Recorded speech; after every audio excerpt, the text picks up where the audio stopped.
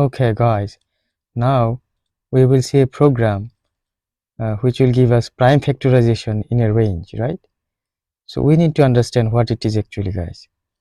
So if if we just see the screen and run the program, okay, so we will provide a range like 10 to 13, guys. Okay, if you provide 10 to 13, you see for 10 prime factorizations are 2 and 5, right? So these are the prime numbers that can divide 10. Okay, so 11, no other 11 prime numbers can divide 11. Okay, so because 11 is itself is a prime number, right? So in case of 12, we have 2, 2 and 3, right? So these are the prime factorizations, and for 13 it's 13 itself, right? So we will visualize how actually these things works, guys. Okay, so we know that our program starts from the main function, right? So let's go to the visualization page.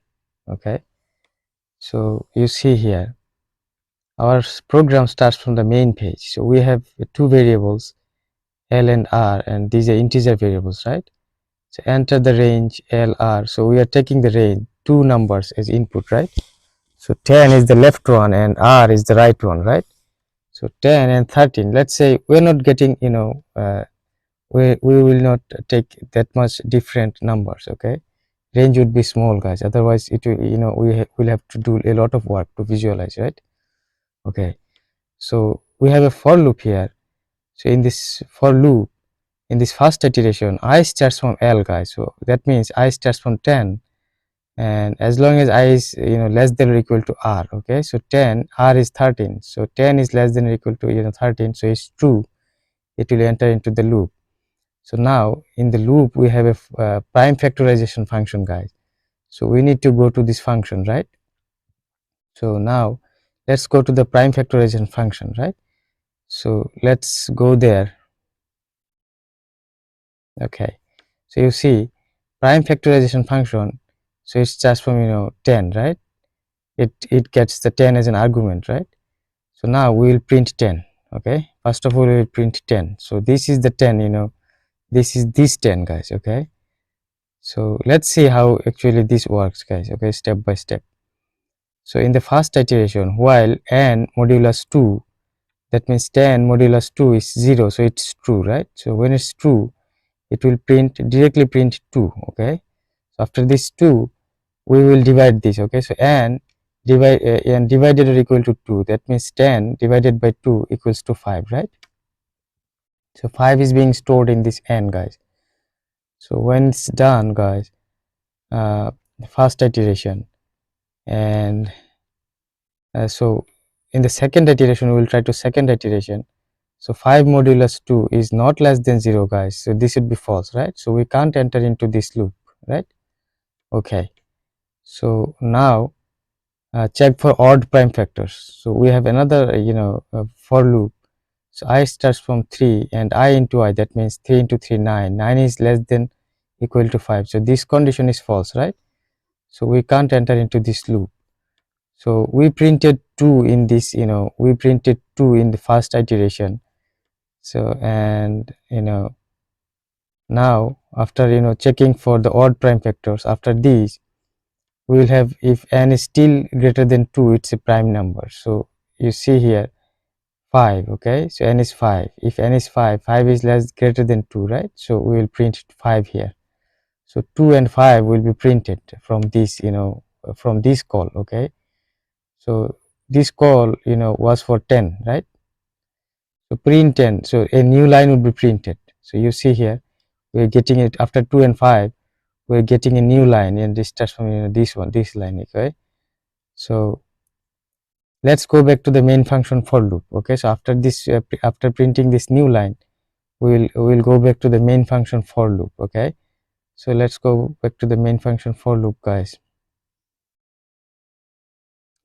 Okay, so now here this value will be increased. Okay, so previous iteration was for 10, so it will be 11 now, right? So when it's 11, we are not changing the initialization, guys. We will change only the the value 11. Okay, so 11 is less than or equal to 13. Okay, so it's true. So we will have to go to the prime factorization function again for 11. Okay, so let's check what happens here, guys. Okay, so we are calling for 11 again. So n is 11 now. So for while loop first iteration, 11 is modulus 2 is false, right? So we can't enter into this loop. And for the for loop, where we will check for odd prime factors, right? So you will see here I starts from 3, 3 into 3 9, 9 is less than or equal to 11 is true, right? It's true, so it enter into this loop. And now we have a while loop again. So 11 modulus 3, so that means, guys, it's false, right? 3 can't evenly divide 11, so it's false. We can't enter into this loop. So we can do nothing, guys. Here it was false, here it is false, so we can do nothing. And now we'll check if statement. If n 11 is greater than 2, so it's true, so it will print 11. Okay, so for 11 it's only 11. Okay, so now we are printing the new line, guys. Okay, so after printing the new line, let's go back to the main function for loop again. So we'll go to the main function for loop again. So we have third iteration here, guys. So in the third iteration, you see I will be increased, guys. Okay, so 11 after 11 it's 12. So 12 is less than or equal to 13 is true. So now we will have to go to the function again, right? So let's see what we get here. Okay, here. So here 12, guys. Okay, so now we have the for while loop first iteration. 12 modulus 2 is 0, it's true. So we'll directly print the 2, right? So 12 divided by 2, that means 6. So we'll get a second iteration here, guys. So 6 modulus 2 equals 0, this true, and now we'll print 2, right? So here not 12, here will be 6, guys. Okay, 6 divided by 3 would be 6 divided by 2 would be 3, right? So now we will try to get third iteration. 3 modulus 2 equals 0, this would be false. Okay, so we can't enter into this loop. We'll have to terminate, guys. So in this while loop, we printed 2 times, right? We printed twice. Okay, we printed 2 twice. So now we have the so what is our number? Our number is 3. Okay, finally our number is 3. So we are trying to do this thing here. Okay, so I into I, that means 9. So 9 is less than or equal to 3. So this is false. Okay, so we can't enter it into this loop. Now the if statement, 3 greater than 2, right?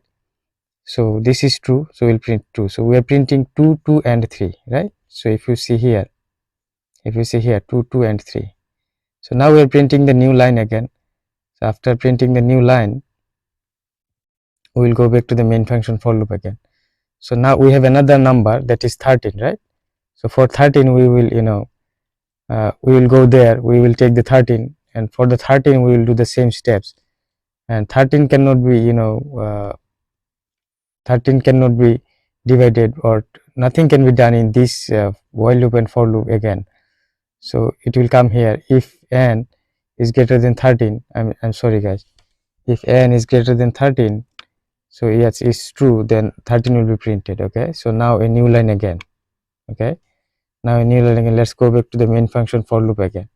So we'll come into the main function for loop again and try to iterate again. Okay, so 13, 13 is less than or equal to 13, so this is true. Okay, this was true, but if it increase, it becomes 14.